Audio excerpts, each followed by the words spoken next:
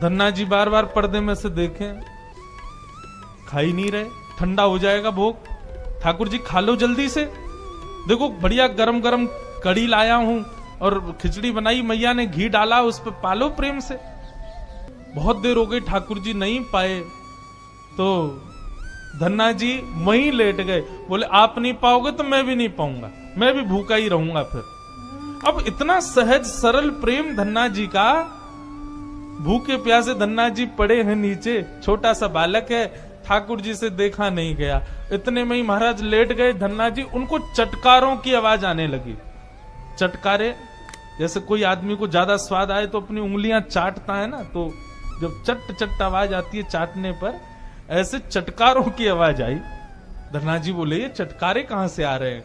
जैसे ही पीछे देखा पर्दा खोल करके तो नन्हे से बाल गोपाल प्रकट हो गए हैं और धन्ना जी के सुंदर प्रसाद को स्वीकार कर रहे, पा रहे हैं। असली शालिग्राम नहीं थे धन्ना जी के, पत्थर की सेवा करते थे, लेकिन भाव और विश्वास इतना ठाकुर जी के प्रति, ठाकुर जी प्रकट हो गए।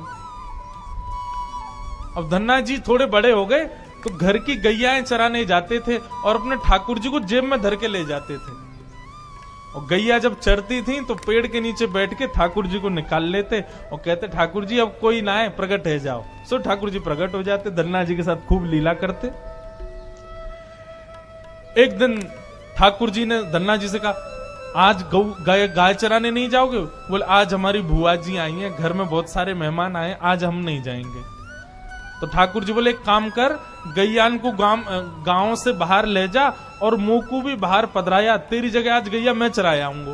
तो यही होने लगा। अब थोड़ी दूर तक धन्ना जी जाते, उसके बाद ठाकुर जी को बाहर निकालते और ठाकुर जी प्रकट हो जाते, गैया चराने ठाकुर जी जाते।